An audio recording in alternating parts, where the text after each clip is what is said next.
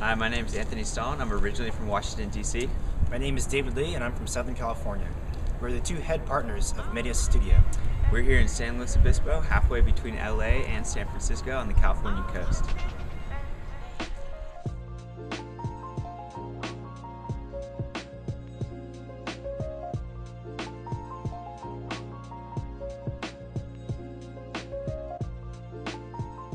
Welcome to our studio facilities. As you can see, it's very open, much like a school studio. We want to encourage as much interaction and connection between the designers as possible. Everybody's voice is heard and everybody's voice is equal. This methodology, which stresses community. Our progressive design stems from the fact that we approach the problem with a diverse set of minds. With modern technology, we're able to network and employ designers from around the world, from different geographic and social regions.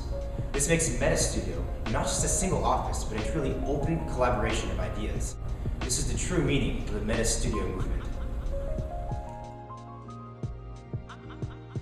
Our firm structure is broken down into two major players, David and myself being the major design partners and also the managing partners, as we hire in contractors to help us on the project depending on the scale of the project. The housing tower is an intriguing problem because it is at once a question of dwelling on a local personal scale as well as a larger urban design issue. And so we begin with the question, what should a housing tower be for Mexico City? In looking at the existing modern tower typology, we see that there are several problems. First, everyone lives in segregation. Being contained within each of the floors, there's no vertical community. Secondly, more often than not, this is a glass object that gets placed onto the site. There's a predefinition and a restriction of growth. Our first step was to look at Mexico City and see what the urban context is asking for in a new tower. We found that its history is extremely rich and complex. It's marked by constant revolution and renewal, so its character being a composition of multiple different cultures rather than just one. Therefore, you have a mix of Spanish architecture, Mayan architecture, and contemporary architecture within this actual city. Streets are social hubs for the people within these actual communities, so we want to take the idea of a changing culture and streets being these social hubs and move them into the vertical app. As you can see in this slide, the overpopulation of Mexico City has really led to some health problems, whether it be the water or the air.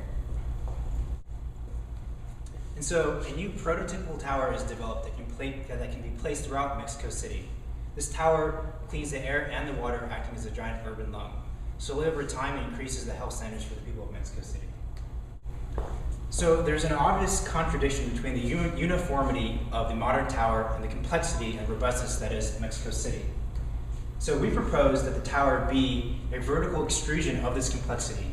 The layering of Mexico City, its history, is preserved. From this, we chose Site 4 because it is located in the historical district of Mexico. As we look at the site closer, we found that there's differing urban contexts and uses around our site, which makes for an interesting design problem.